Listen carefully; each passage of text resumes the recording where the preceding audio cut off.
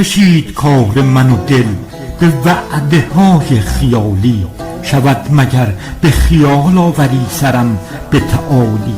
مرا به حیرت سر برده ای ز محشر رویت، چو دیده دیده فهمم به دیده دیده غزالی.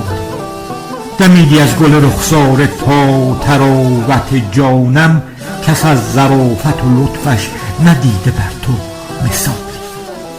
بساط حرمت چشمت به گاه ملعبه رو، رسانده عقل و دلم را به حربه در همه حال. چو دل به شیفتگی می شود اسیر نگاهت، سرم به تجربه وصل تو داند امر محال. جنون کشانده چوم حجمه های عقل و خیالم، پناه میبرمت در تیمن خد و خالی.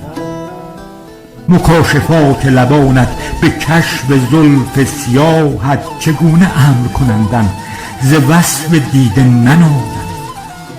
مراد دل چو نیاید به حکم عقل بنالم، مگر به جهد کشی ره به حکمت متعالی. به حکم بوسه رسان از خصال خویش مرادم، که در حضور غمم رو کند ظرایف عالی. کشم به شیوه چشمت مرا ز شیون عقلم به ابتهال، مگر آیدم به توبه مجال. گریز نیست مرا از گزیر قوس به گاهی، که از برودت فهم آیم از خیال تو خالی. به عقل فلسفه جویم بزن به دیده تلنگر، که با عتاب رهانی سرم ز سستی و کالی. به قدر مسئلت دل به دیده مسئله آور، دگر چو سر به گریبان نیاورم به سؤالی.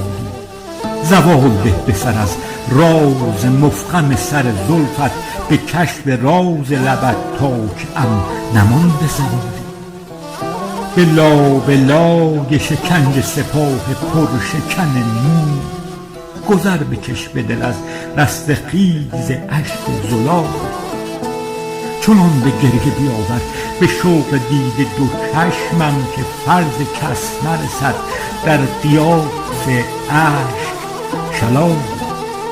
مسیر دیده طالب بکش به سر سویدا، چنین مگر که نماند به عقل و عشق جدال.